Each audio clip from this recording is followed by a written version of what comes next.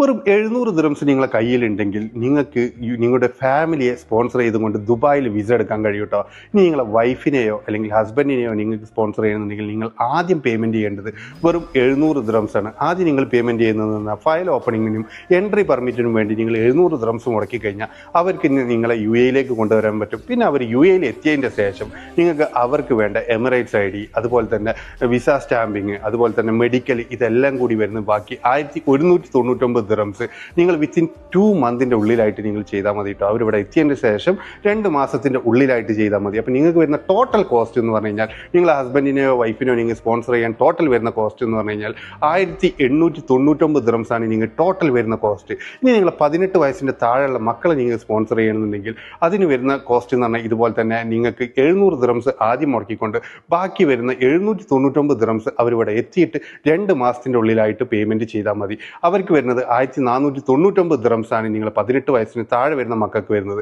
അപ്പോൾ നിങ്ങൾ ആരെങ്കിലുമൊക്കെ ഫാമിലിയിൽ നിങ്ങൾ ദുബായിൽ നിങ്ങൾക്ക് വിസ ഉള്ള ആളാണെങ്കിൽ 4000 ദിർഹംസിൽ കൂടുതൽ സാലറി വാങ്ങിക്കുന്ന ഒരാളാണെങ്കിൽ തീർച്ചയായിട്ടും നിങ്ങൾക്ക് നിങ്ങളെ ഫാമിലിയെ സ്പോൺസർ ചെയ്യാൻ പറ്റും കേട്ടോ. അതായത് നിങ്ങളെ എല്ലാ സർട്ടിഫിക്കറ്റുകളും നമ്മൾ അറ്റസ്റ്റേഷൻ നമ്മുടെ അടുത്ത് അവൈലബിൾ ആണ്. അത് നിങ്ങളെ മാരേജ് സർട്ടിഫിക്കറ്റ് ആണെങ്കിലും ഡിഗ്രി സർട്ടിഫിക്കറ്റ് ആണെങ്കിലും ബർത്ത് സർട്ടിഫിക്കറ്റ് ആണെങ്കിലും ഏത് ടൈപ്പ് സർട്ടിഫിക്കറ്റ് ആണെങ്കിലും നമുക്ക് അറ്റസ്റ്റേഷൻ ഉണ്ട്. അപ്പോൾ താല്പര്യമുള്ള ആൾക്കാരും ഇതിൻ്റെ കൂടുതൽ ഡീറ്റെയിൽസ് അറിയാൻ വേണ്ടിയിട്ട് ഈ കാണുന്ന നമ്പറിൽ നിങ്ങൾക്കൊന്ന് കോൺടാക്ട് ചെയ്യാവുന്നതാണ്.